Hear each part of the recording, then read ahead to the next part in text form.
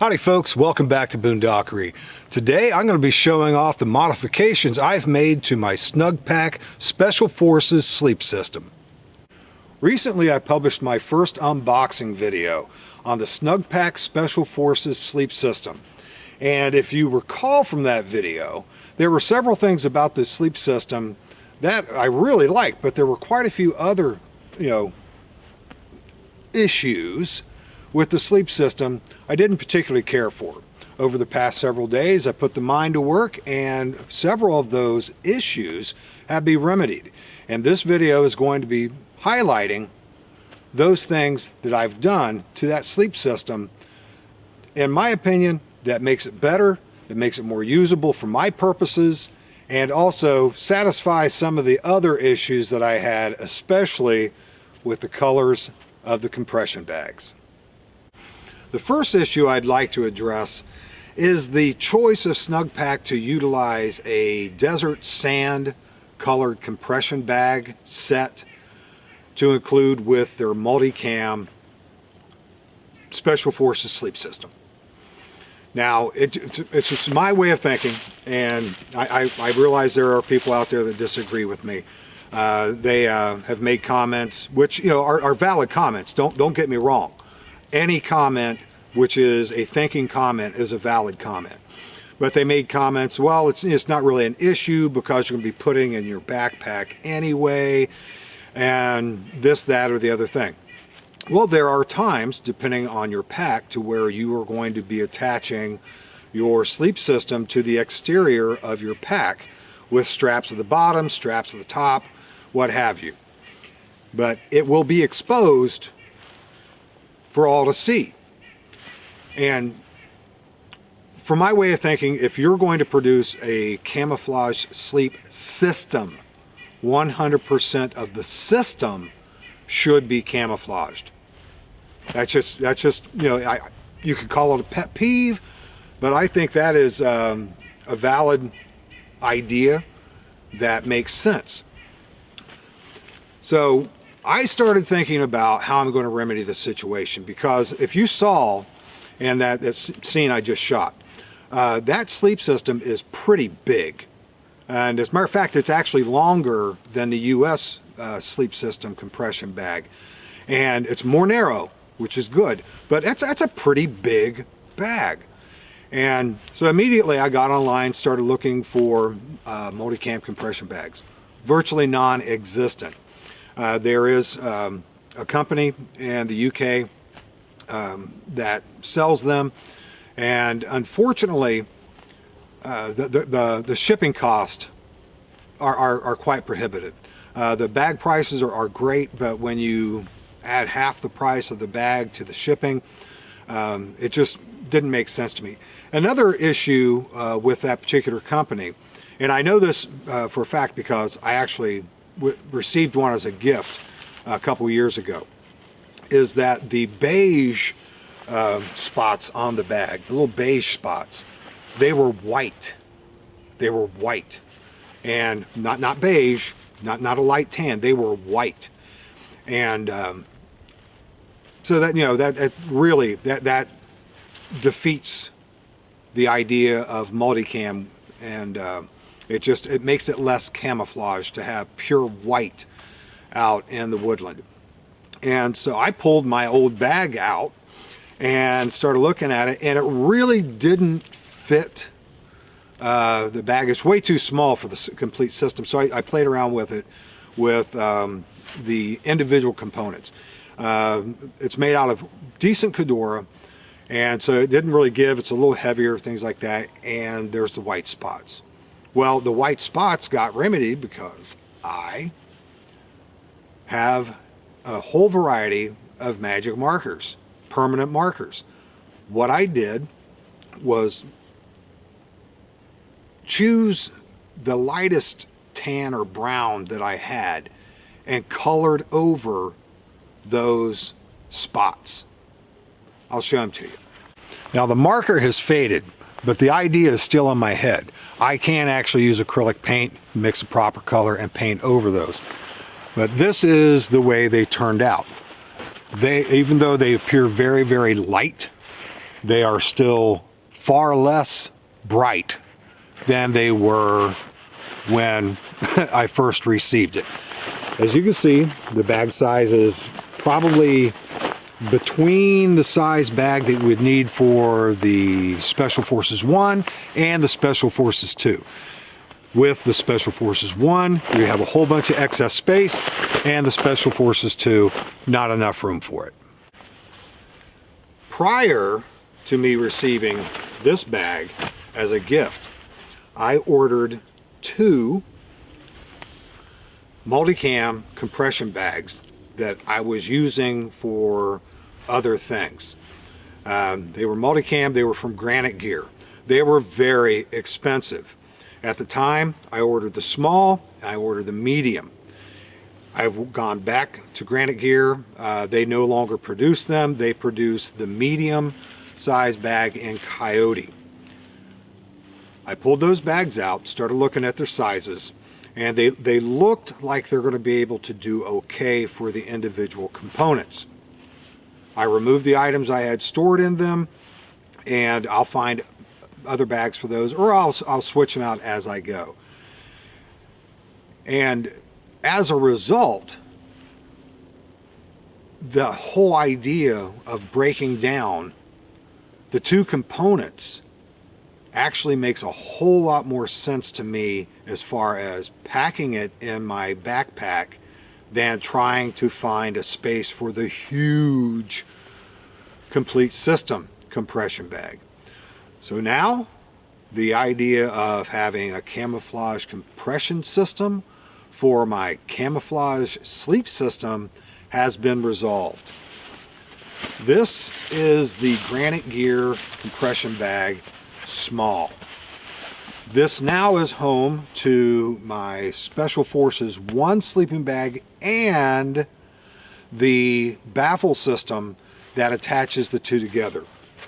This is the medium sized Granite Gear multicam compression bag. It is an absolute shame that Granite Gear no longer produces these. From what I found, they were the only company producing true multicam compression bags. And first issue I had solved. Now there were a couple issues, and they weren't major issues. They were just issues that could potentially become a problem, or they were just things that just sort of bugged me. And like I said, when I did the unboxing video, I'm persnickety, I'm picky. And this Special Forces 2 fits perfect in the medium-sized bag. I'm going to bring you in closer to show you the things that I did to modify the actual sleeping bag. Very small issues that hopefully will have pretty decent sized dividends when it's all said and done. Now, even though I had heard that the zippers on the Snugpak sleeping bags years ago notoriously were famous for failing, and that was definitely not the case with this system. They've definitely, if that was true in the past, it was definitely not true now. The zippers are fantastic. There was one zip pull that had a pull assist, a nice little feature, and that's great. That's fantastic. It takes a load off of that, gives you more purchase when you grab the zip pull to zip it up, and that's a great thing. However, there was only one of these nice little items on one zip pull, and that was on the top exterior. And what I chose to do is to remove it from the top exterior, and I relocated it on the inside top because it did not have one, and I wanted to have just a little more purchase on it, but I didn't really want to fumble around with the string. So I inserted the string in the bottom, pulled it up through the top, with just enough of the loop to go down over the top of the rubberized section of the zip pull. And there's just enough cordage there for it to be pulled all the way through. So now I have an extended zip pull that is easy to grab. It's got a nice texture, and it's not putting all of the force on this top loop. It's actually dividing the force of the pull from the top to the bottom, reducing the stress on both of these loops. When you're grabbing your zip by a cord and pulling it, you're actually creating a lot of force on these. All of my Mystery Ranch packs have a system that has some cordage running through the zipper in a way that reduces that eventual and potential fatigue. I emulated that on the top exterior. I ran the loop, or the cordage, through the inner loop of the zip pull.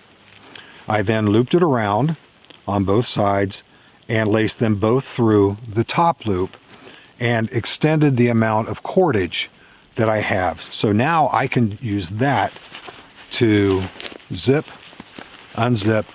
Even with gloves on, that should give me enough purchase on the zip pull to be able to get it in and out without causing any excess fatigue.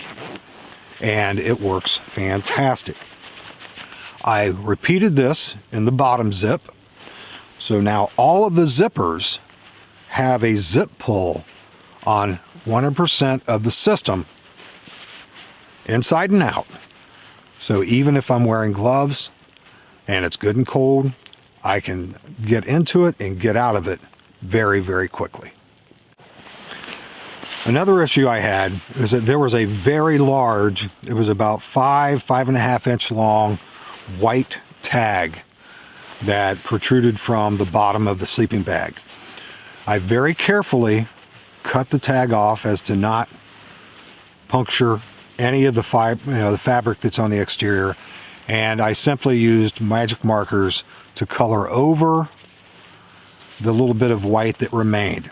I very easily probably could have used a seam puller to get in there to the individual holes that the stitching went through to remove them, but I just chose to trim that off. So now I don't have a great big white flag hanging off of the bottom of either of my sleeping bags. Now, winter camping is all about insulation. And if you are well insulated, you're going to have a comfortable night's sleep. You're going to have a much more enjoyable time than you will have if you don't have adequate insulation. Now, I plan on ground camping, and I always use my heavy-duty space blanket I've got everything laid out on right now.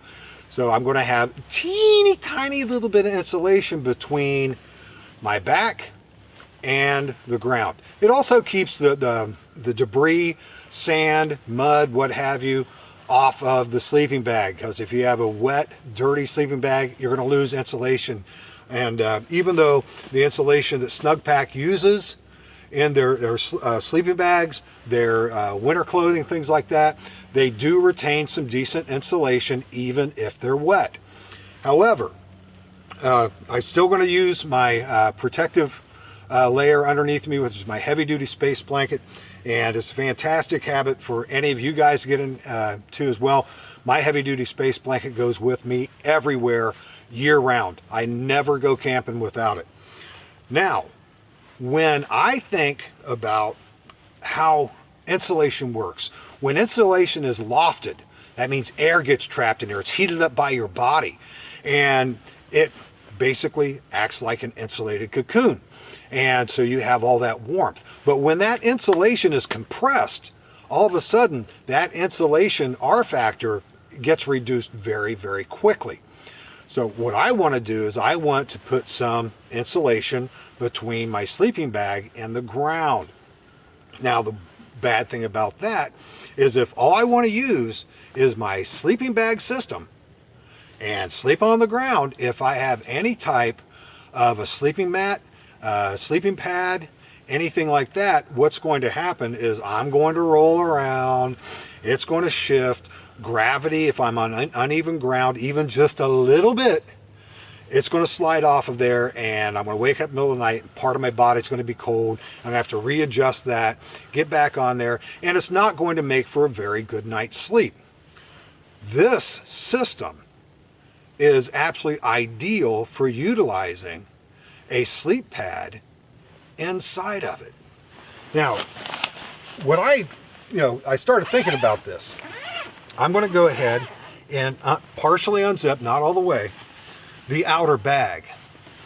I have this really cool Ecotech Outdoors inflatable mattress. And as far as my physical body goes, it's a little long for me. I don't necessarily need all that length. However, it's the perfect length to slide inside this sleep system. So between the Special Forces 1 and the Special Forces 2, I'm simply going to slide this inflatable air mattress all the way down to the toe,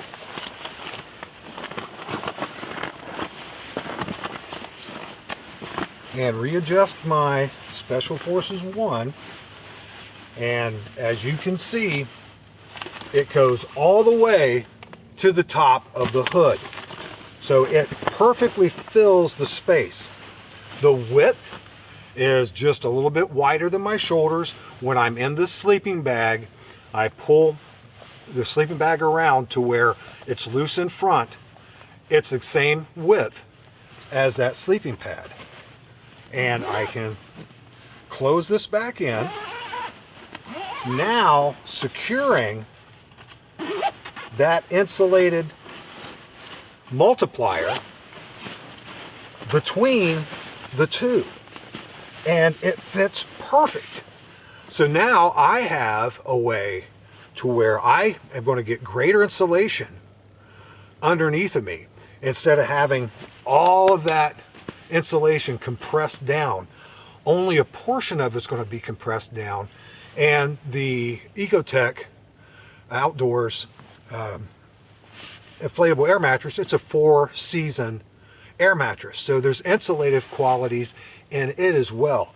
So that's going to multiply my comfort capacity tremendously, and I've tried it out and it's super comfortable.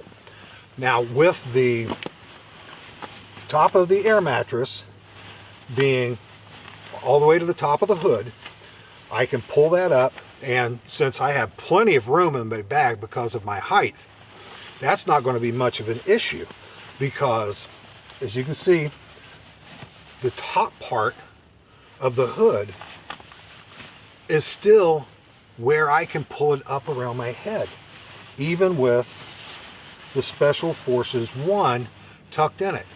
So I have, back to the top of my head, back to this part of my head, air mattress, hood, the top of the hood right here, and I still have room to where I can use my inflatable pillow to put on the top part of my air mattress between the two, and be able to sleep with my head elevated. And because it has an elastic band that goes around the sleep pad, it's not going to move anywhere. If by any chance it does, where's it going to go? It's trapped. So that idea of including the air mattress inside this is probably going to increase my comfort level for this quite a bit.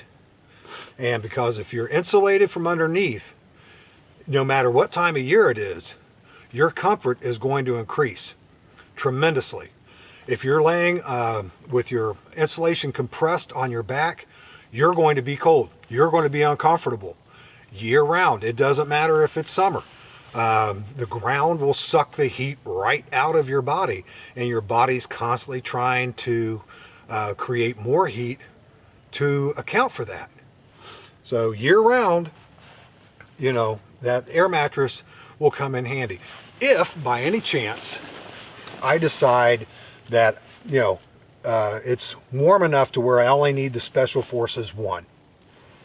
You know, I could very easily just put the air mattress inside my Special Forces 1 and sleep on that. Now granted, with bare skin, it's not going to be nearly as comfortable as it would be if I just had that really nice inner lining of the sleeping bag, but I could do it. Also, when it's in the warmer months, I plan on utilizing my Snugpak bivy system, and that's going to lock in my ground insulation, air mattress, sleeping pad, what have you, inside of it, so I can lay my sleeping bag right on top of it.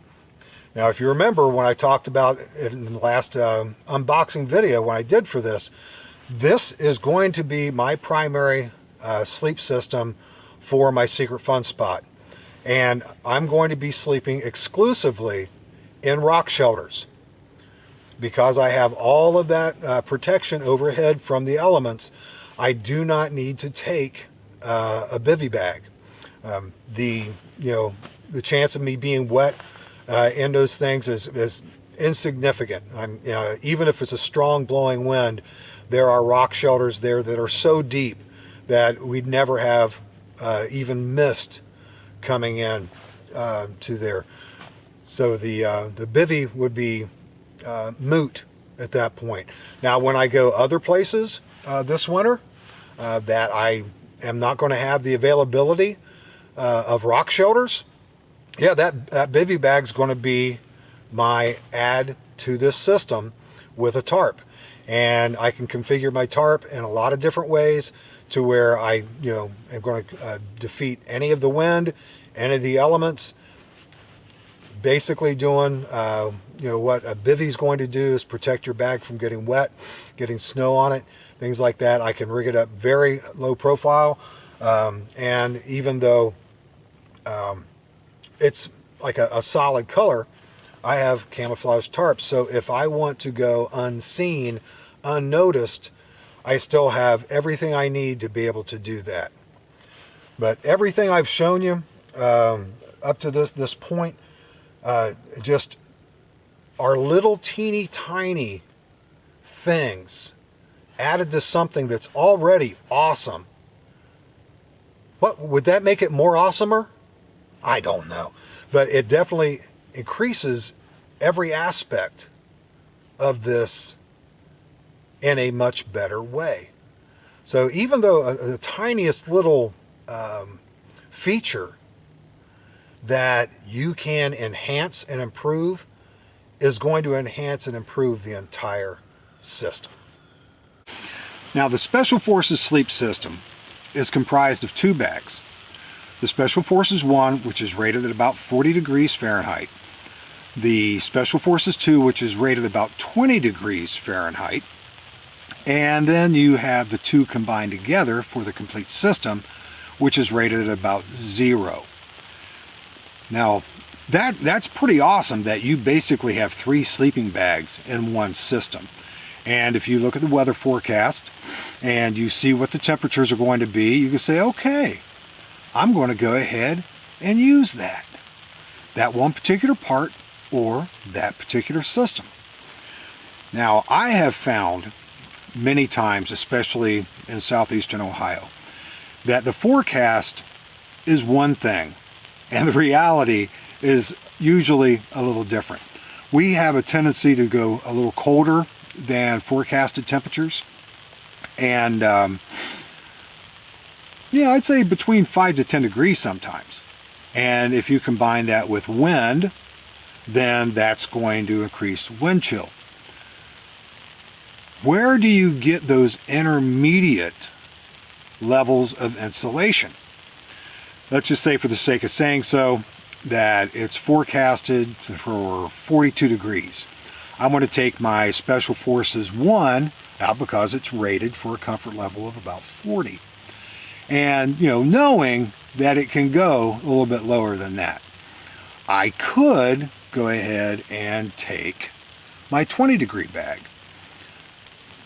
Let's just say some odd reason that the weatherman was correct for once, and you have temperatures that are going to be 42 plus.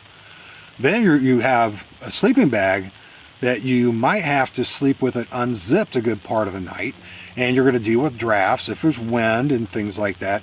So that might actually be too warm of a sleeping bag to take for that. So if its comfort rating is 20 degrees and you're looking at about maybe 30, 35 degrees, it might be a little warm. I started thinking about those intermediate levels of insulation. And many years ago, I bought two, I know it's not Thermarest, I forget what company it is, but they have sleeping bag liners called Reactors. And I originally purchased the Reactor 1, which will add 10 degrees of comfort to the temperature rating. The Reactor 2 adds 20 degrees. And they work.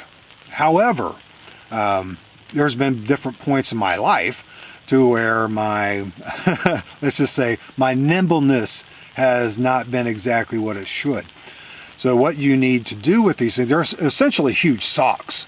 You have to wiggle your way down in them or stand up in them, pull them up over your shoulders, get in your sleeping bag, wiggle in position, and then zip yourself in.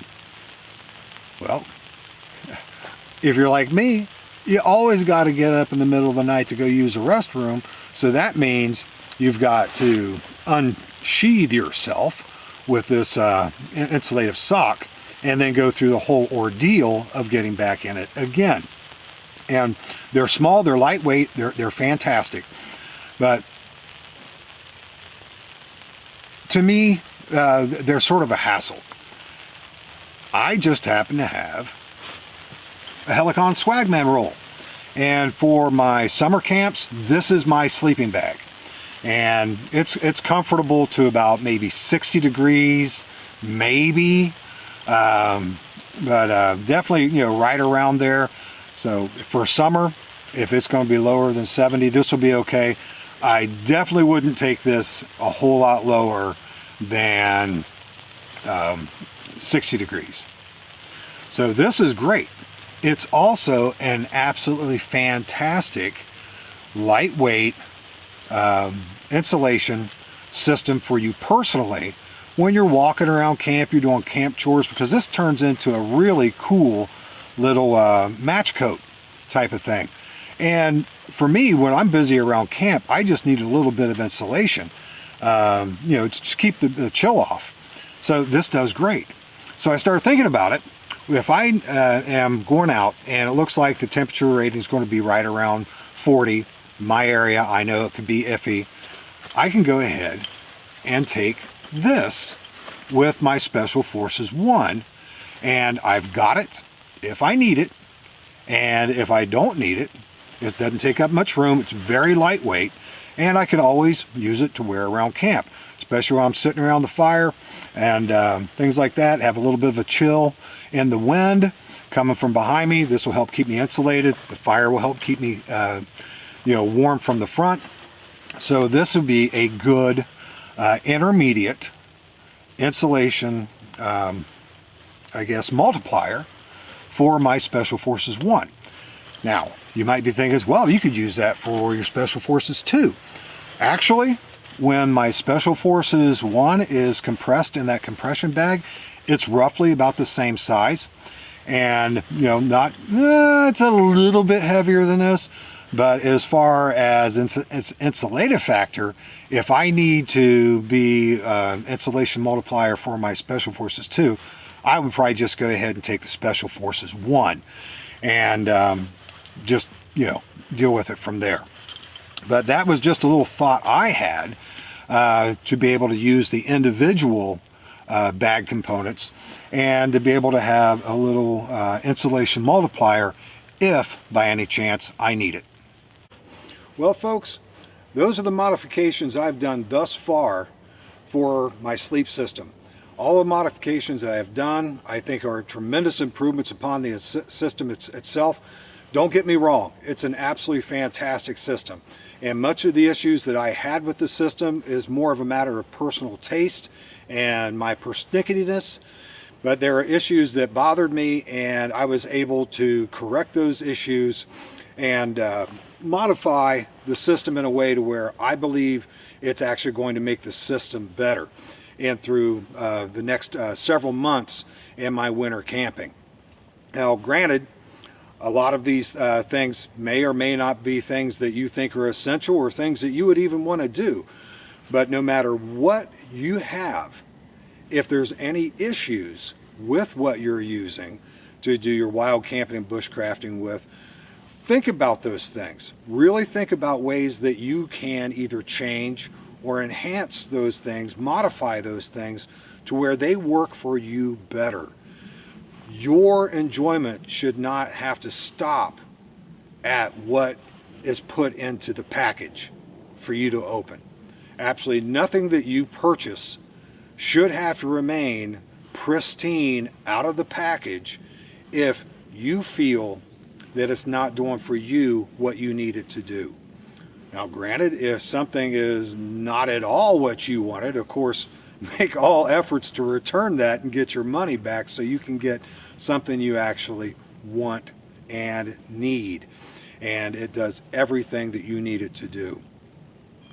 I'm really looking forward to using this system here in the next several months. If all goes well, I'll be going out here in 2 days for my first overnighter with this system and try it out. Hopefully the modifications I've made to this, the enhancements I've done to it, are going to benefit me and are going to enhance my enjoyment in my wild camping and bushcrafting experiences in my secret fun spot. Well, folks, thank you so much for watching, and I'll see you next time.